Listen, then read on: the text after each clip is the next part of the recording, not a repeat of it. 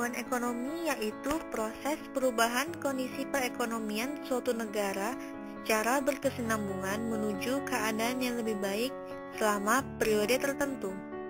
Pertumbuhan ekonomi dapat diartikan juga sebagai proses kenaikan kapasitas produksi suatu perekonomian yang diwujudkan dalam bentuk kenaikan pendapatan nasional. Prestasi ekonomi suatu bangsa atau negara dapat dinilai dengan berbagai ukuran. Salah satunya diukur melalui sebuah besaran produksi nasionalnya. Produksi nasional bukan hanya untuk menilai perkembangan ekonomi suatu negara dari waktu ke waktu, namun juga untuk membandingkannya dengan negara lain. Rincian dari berbagai sektor dapat menerangkan struktur perekonomian suatu negara tersebut. Struktur ekonomi dipergunakan untuk menunjukkan komposisi atau susunan sektor-sektor ekonomi dalam suatu perekonomian. Sektor ekonomi yang dominan adalah sektor ekonomi yang menjadi sumber mata pencaharian sebagian besar penduduk serta menjadi penyerap tenaga kerja yang besar. Sesungguhnya, struktur ekonomi di Indonesia secara makro sektoral masih dualis.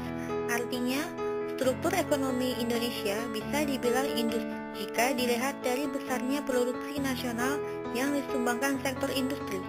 Namun juga bisa dibilang agraris karena dari segi penyerapan tenaga kerja, sektor pertanian masih merupakan sektor utama sumber kehidupan rakyat. Dalam 10 tahun terakhir, pembangunan di Indonesia mengalami kemajuan signifikan. Pertumbuhan ekonomi misalnya pada tahun 1998 minus 13,1%. Pada masa Susilo Bambang Yudhoyono tampil sebagai presiden pada tahun 2004, pertumbuhan ekonomi naik pesat menjadi 5,1%. Dan pada tahun 2008 diproyeksikan sebesar 6,4%. Tingkat kemiskinan juga terus berkurang. Pada tahun 1998, angka kemiskinan mencapai 24,2%. Pada masa awal Presiden Susilo Bambang Yudhoyono, tingkat kemiskinan ini turun menjadi 16,7%. Dan pada tahun 2008, tinggal 15,4% dari total penduduk Indonesia. Pada tahun 2006, 2 tahun setelah memimpin Indonesia, Presiden Susilo Bambang Yudhoyono berhasil melunasi seluruh utang kita sebesar 7,8 miliar US dollar. Cadangan devisa yang semula 33,8 miliar US dollar pada tahun 2008 naik menjadi 69,1%.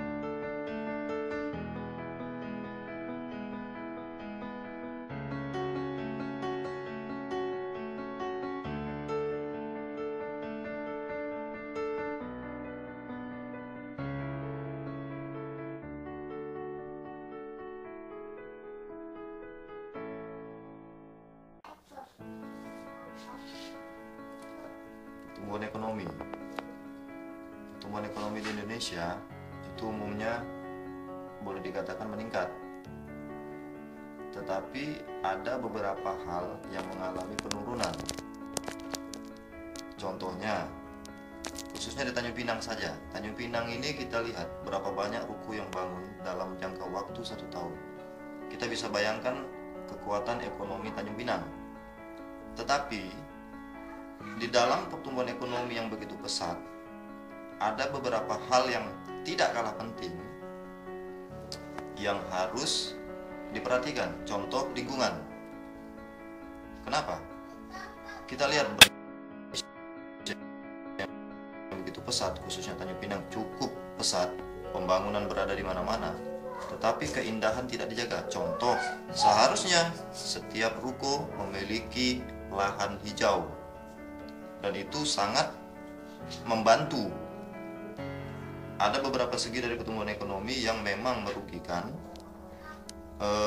dari sebelah pihak dan juga menguntungkan dari sebelah pihak. Tetapi pertumbuhan ekonomi ini dapat kita perbaiki.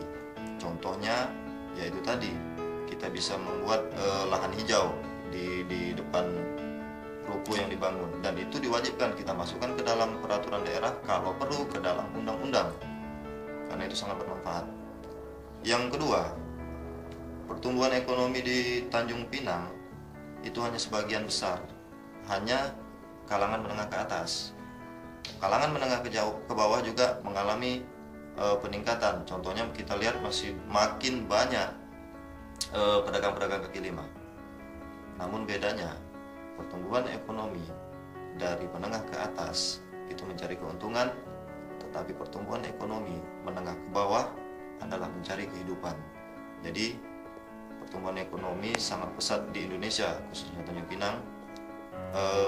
Namun ada beberapa hal yang harus diperhatikan, sehingga pertumbuhan ekonomi yang terjadi di Indonesia adalah pertumbuhan ekonomi yang sehat, baik dari segala bidang, khususnya politik, sosial, ekonomi, kebudayaan, pertahanan, dan keamanan, karena semua itu berkaitan.